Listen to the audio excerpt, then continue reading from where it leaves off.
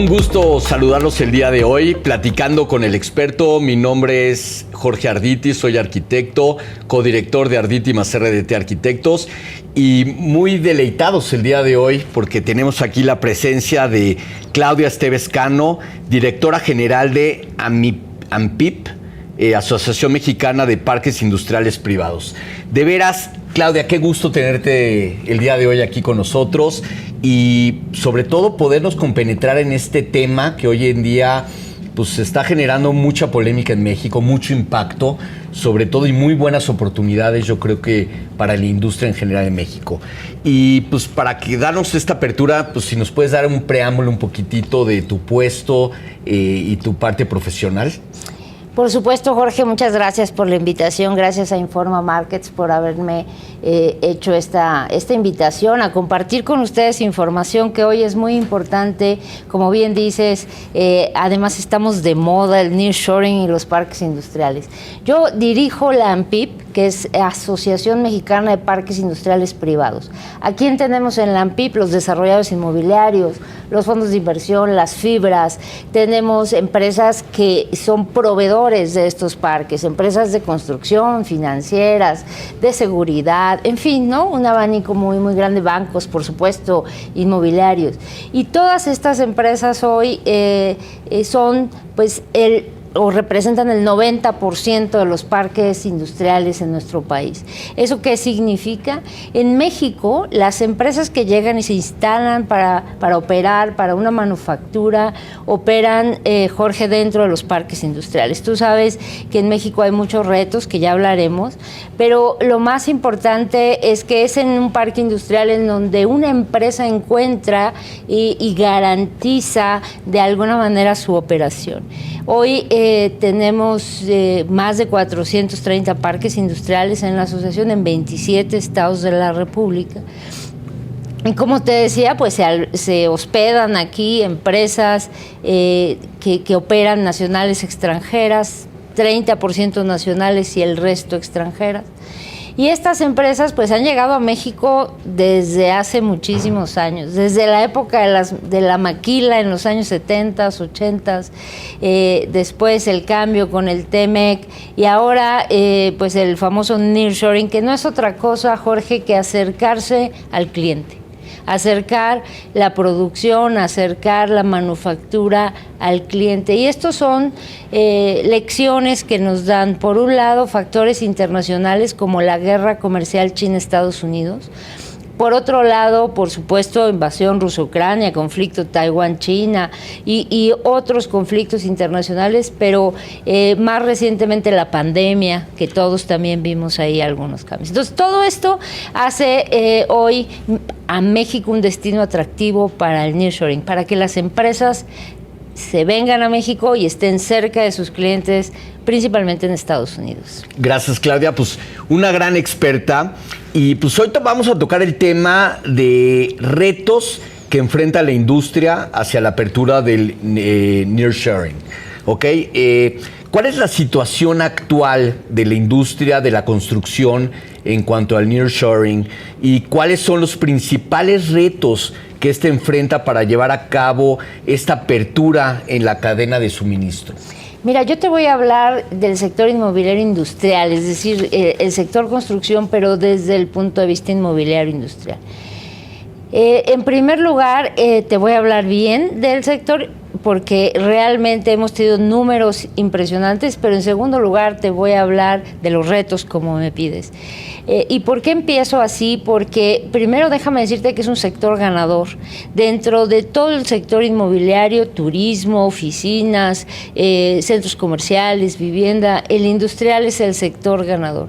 Crecimos pues más de 100% en los últimos 3 años en términos de absorción neta, que es la ocupación en metros cuadrados.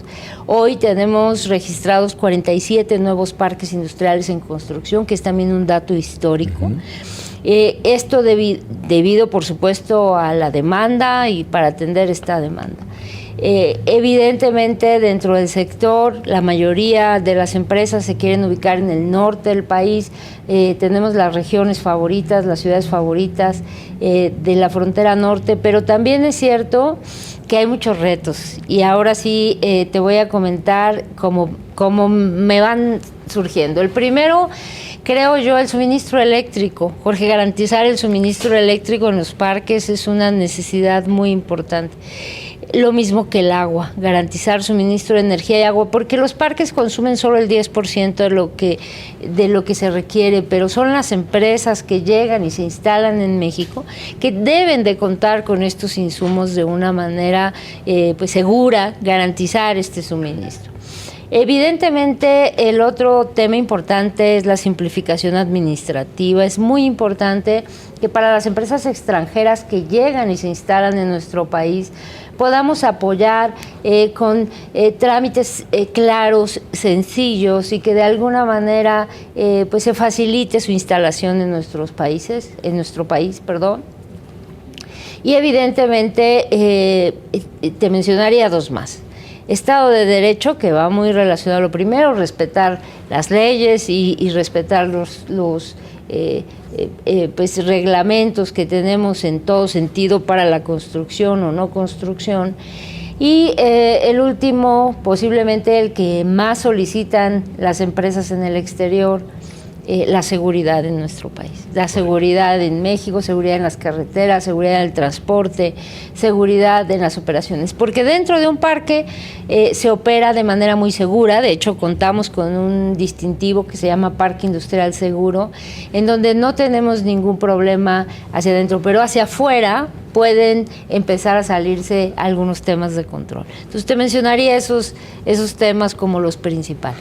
Y dentro de esta preocupación y obviamente las características básicas que tienen que tener estos parques para poder tener el uso y la operatividad correcta, al hablar de buen suministro eléctrico, una buena reserva, obviamente la conservación del agua. Obviamente sabemos que los parques tienen una tecnología y tienen una responsabilidad de balance con la ecología y la sustentabilidad, pero básicamente, ¿qué es lo que se busca también? La comunicación creo que debe de ser algo esencial para poder tener una conectividad hacia los mares, para puertos principales, sobre todo en nuestras fronteras.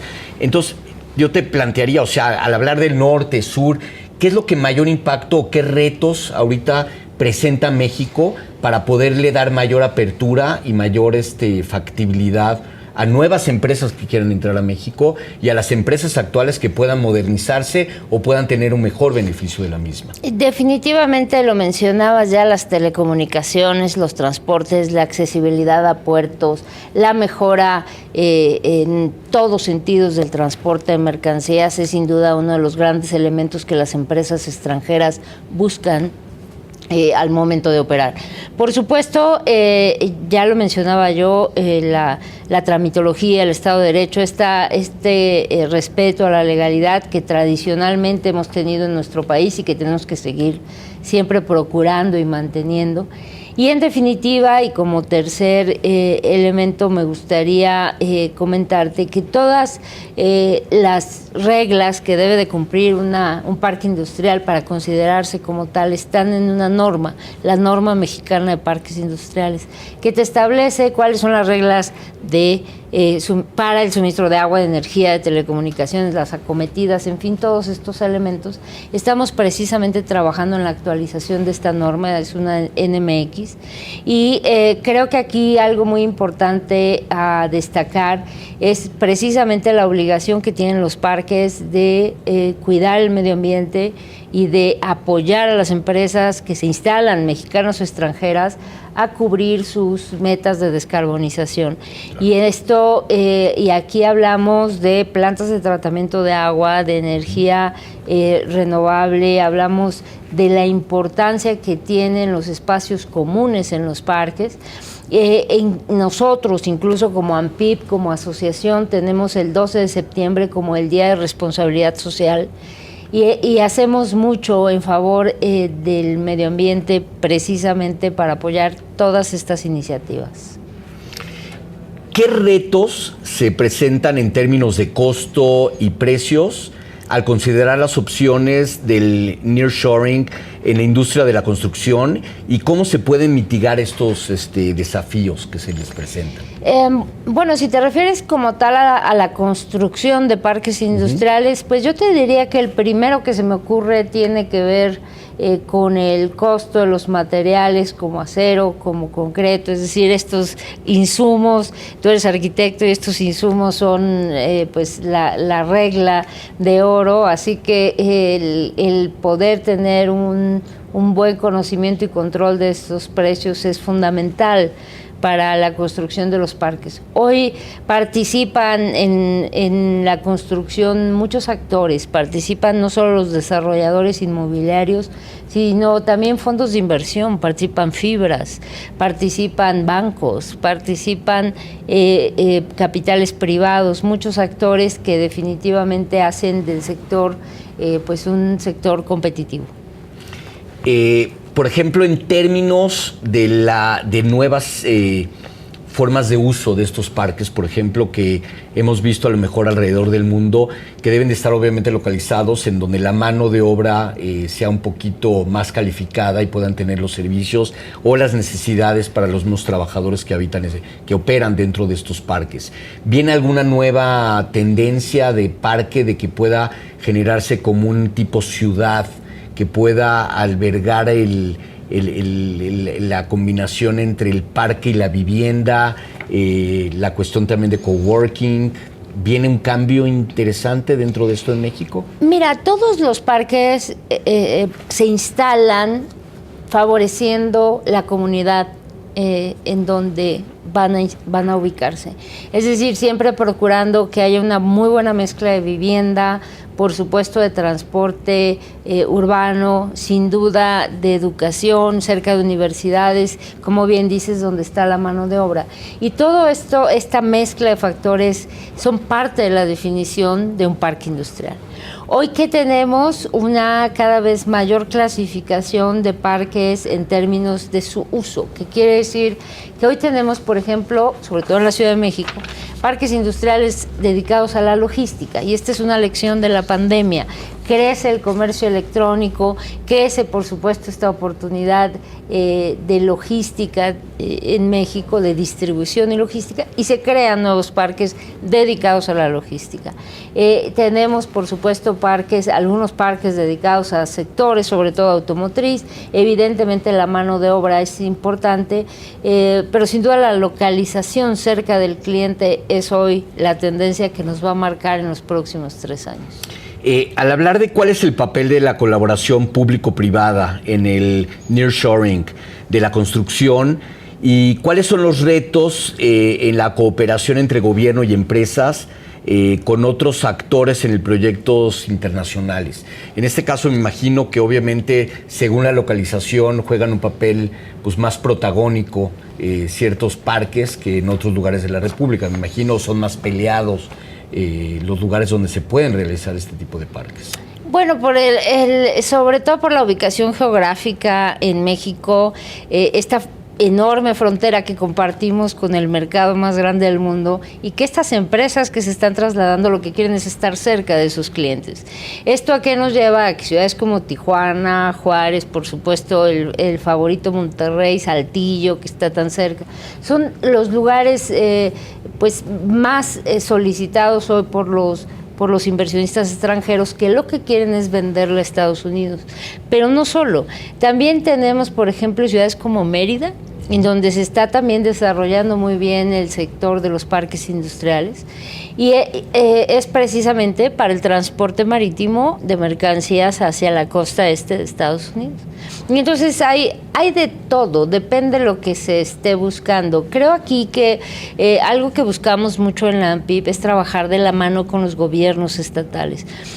Gobierno estatal, por supuesto, la iniciativa privada, nosotros como asociación de parques, lo que hacemos es buscar el mejor desarrollo para las distintas entidades. Los secretarías de desarrollo económico, los gobiernos de los estados, normalmente tienen planes, tienen proyectos de crecimiento de ciertas zonas, de ciertas áreas, y eso siempre nos ayuda por supuesto, a ir de la mano en favor de las comunidades y buscando sobre todo aprovechar la mano de obra que los propios gobiernos han estado desarrollando. Y por ejemplo, la asociación, al tener este vínculo con los gobiernos, ir de la mano o promover a lo mejor cierto tipo de desarrollos en diferentes estados, se busca a lo mejor un polo nuevo de lanzamiento, que ustedes puedan, obtengan la visión es latente, ¿no? Podemos tener muchos puertos cerca en Baja California, norte, sur, podemos tener nuevos puertos con nuevos emplazamientos de parques. ¿Hay alguna idea que se esté empujando, que pueda ser próxima o muy próxima al presente que estamos viviendo para generar un cambio de mayor inversión en México? Bueno, no por nuestra parte, porque lo único que hacen los socios de la ANPIP es desarrollar parques. Claro. Y para que esto exista, tiene que existir toda una infraestructura alrededor. Infraestructura de comunicaciones, es decir, el parque se encarga de la última milla, de conectar el gas natural, de conectar la electricidad, conectar el agua. Pero toda la infraestructura es a nivel país. Eso es un tema de política pública país. Sabemos que tienen un proyecto ahora en el Istmo de Tehuantepec para la construcción de nuevos parques. Estamos esperando que salga la licitación para conocer un poco mejor los detalles y ver qué tipo de apoyos existirán para esto. Pero al final México ha desarrollado muy bien el Bajío, por supuesto la zona centro, Querétaro y el norte del país, porque no podemos olvidar la vocación que tiene cada entidad y cada estado. Es decir, no podríamos pensar en un desarrollo a lo mejor en Los Cabos, cuando Los Cabos es eminentemente turístico. Claro. Y no están las condiciones dadas para un tema industrial. Es decir, hay simplemente que tener esto en cuenta, ¿no? Claudia, ¿cómo viene a impactar la inteligencia artificial en este tipo de parques industriales? En todo. Pero además nos va a impactar en toda nuestra vida. Sobre todo porque evidentemente los parques industriales también deben de ser inteligentes. De hecho, es parte de nuestro mapa de ruta. Tenemos un mapa de ruta hacia la construcción de parques industriales inteligentes y sustentables, Camino al 2030, así se llama. Y entonces lo que tenemos evidentemente es la necesidad de adaptarnos a estos cambios para que las empresas vengan y se instalen, cumplan con estos requisitos globales. Y estamos hablando incluso hasta en las áreas comunes, ¿no? Un tope que se baje inteligentemente o un edificio que pueda tener controles inteligentes de operación. Hay de todo. Hay empresas que hoy prácticamente requieren de Internet para operar a distancia sus fábricas. Es impresionante cómo ha avanzado la tecnología. Es algo que nos va a impactar a todos, sin duda, y vamos también adaptándonos en ese camino. En la esencia de la forma de estos parques o de la esencia espacial, ¿va a cambiar la normatividad o va a cambiar un poco en la forma en la que físicamente está establecido los parques? Porque prácticamente los parques tienen un contexto, una tipología que se puede adaptar a mucho tipo de empresas. Correcto. ¿Va a tener un cambio en la inteligencia No por artificial? ahora. No por ahora, porque tampoco es que la inteligencia artificial la vamos a adoptar de un día a otro. Es decir, es un proceso que nos va a llevar a las comunidades, a las empresas, a los gobiernos, por supuesto, la propia educación, la forma de trabajar. No es algo que cambie tan pronto. Hoy los parques se van adaptando. Para algunas industrias se requieren más alturas, menos alturas, otro tipo de accesos, pero la base es la misma, es una nave en donde se realizan las operaciones de manufactura, y hoy la manufactura, como lo indica la palabra, pues es con las manos. Así claro. Que afortunadamente en México tenemos amplia experiencia en manufactura avanzada y podremos seguir gozando todavía durante mucho tiempo, espero, de esta oportunidad para generar empleo en México. Extraordinario. Claudia, ¿cuáles son los polos de mayor impacto actualmente en México que tienen mucho auge y a lo mejor ya están saturados o van a tener más crecimiento de lo que ahorita la asociación tiene mucha presencia? Mira, por supuesto que cuando hablamos de los niveles de ocupación, y ahí retomando nuestro sector ganador, mira, hace 4 años nosotros teníamos niveles de ocupación de 92%, 93%. ¿Esto aquí quiere decir? Que un 7%, un 8%, pues eran naves especulativas, espacios que se podían dedicar a esperar a las empresas que venían a México. Hoy el promedio nacional que tenemos al cierre de 2022 es del 98%. Esto quiere decir solo 2% es nacional, pero en algunas partes de la frontera norte es 0%. Es decir, Tijuana, Juárez, nuevamente regresando, no hay ya espacio en Monterrey, hay que salir a los municipios, Santa Catarina, etcétera, ¿no? Alrededor, Saltillo, que está creciendo mucho. Saltillo, por ejemplo, y Reynosa son 2 plazas que hoy tienen ya contratos de renta de naves que aún están en construcción. O sea, llave en mano. Extraordinario. Impresionante. Increíble. Jamás en la historia. Y eso es una oportunidad que tenemos que aprovechar muchísimo. Y es una oportunidad que además que se abre para muchos, para arquitectos, para empresas proveedoras y mucho para que las empresas en México, la mano de obra en México y las universidades en México estemos todos a la altura de esta oportunidad y de este cambio. Yo creo que es una gran oportunidad para México. Yo creo que México debe de aprovechar esta problemática mundial para refortalecer nuestra industria, pues sobre todo nuestros espacios, para darles estas plataformas a estas grandes empresas. Claudia, ¿qué te gustaría aportar? ¿Qué tema ves importante dentro de actual que se está viviendo también o está viviendo la asociación actualmente? Mira, yo creo que algo muy importante es para aprovechar esta buena oportunidad del nearshoring es trabajar de la mano gobierno, academia, por supuesto industria. Decimos en AMPIP tenemos que lograr vincular todos los puntos del nearshoring y esto quiere decir energía, educación, agua, infraestructura, puertos, comercio exterior, es decir, todos los que estamos vinculados de alguna manera en esta cadena, tenemos que vincularnos de otra manera, nos vamos a ir cada uno por un camino que posiblemente nos va a llevar a buen puerto, pero no al excelente o increíble puerto que está esperando México con en esta tendencia, que ya no es una tendencia del nearshoring, ya es una realidad, y en donde México tiene la fortuna de ser el destino automático para instalarse.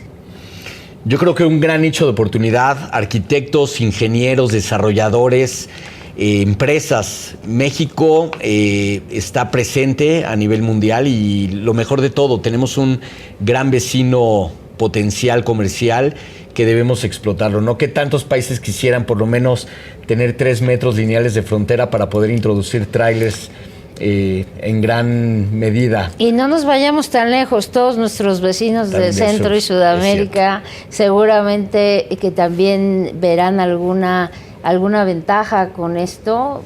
Hoy quisieran estar en esta posición geográfica, que además se suma a un históricamente desarrollo en México de tratados de libre comercio, que son sin duda hoy la puerta a más de 50 países y de 50 países a México, y que representan también grandes ventajas. Es decir, no es solamente una frontera, son un sinfín de factores que hacen hoy de México el mejor destino para el nearshoring. Totalmente, y yo creo que lo más importante, la buena mano de obra que tenemos en México. Sin duda. Sin duda. Yo Capital creo que eso humano capacitado, joven, con amplias posibilidades todavía de crecimiento, sin duda alguna. Claudia, mil gracias. De veras te agradecemos este espacio. Gracias. Tu capacidad, tu profesionalismo. Obviamente, muchísimas felicidades. Claudia, directora general de AMPIP, muchísimas gracias por estar el día de hoy aquí platicando con el experto. Muchísimas gracias y nos vemos en la próxima. Gracias.